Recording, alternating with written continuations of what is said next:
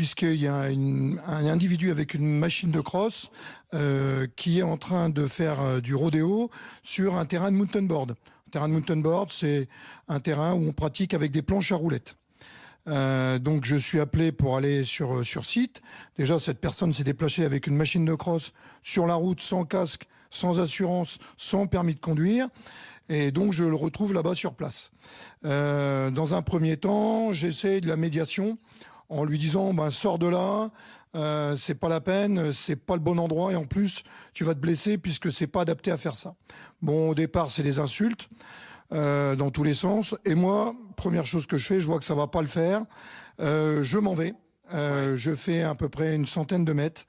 Et dans ma voiture, je connais, quand il a enlevé sa cagoule, évidemment, j'ai reconnu que c'était un jeune, je connaissais son père et je connaissais sa grand-mère.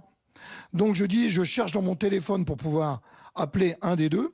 Alors je trouve pas où c'est. Et d'un seul coup, il arrive par derrière. Dans la voiture, il me met un coup de coude à la carotide. Et là, je me dis, là, je vois ma vie défiler. Je me dis, qu'est-ce qui va se passer? Je plonge sur mon siège passager. Je sors un pistolet de détresse. Voilà, un pistolet pour tirer des fusées de détresse. Alors évidemment, il voit ce pistolet. Il prend peur. Donc là, les choses, évidemment, c'est lui qui recule.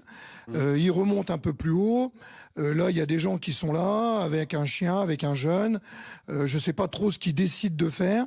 Et là, je sors donc du véhicule avec mon pistolet, sans pointer, évidemment, la personne en joue. Et là, alors les choses, évidemment, se calment quand même au bout d'un moment. Je vois que tout est retombé. Je me dis, la situation est sous contrôle. Je dis, tout va bien. Il s'en va, je l'aide même à repartir. Et moi, je rentre chez moi. Et donc, 2 heures plus tard, le commissariat arrive avec 8 policiers, 2 fusils d'assaut. Ils rentrent dans ma maison, ils perquisitionnent, ils veulent récupérer ce pistolet que je leur donne évidemment immédiatement. Ouais. Et je suis mis en garde à vue dans un premier temps pour 24 heures.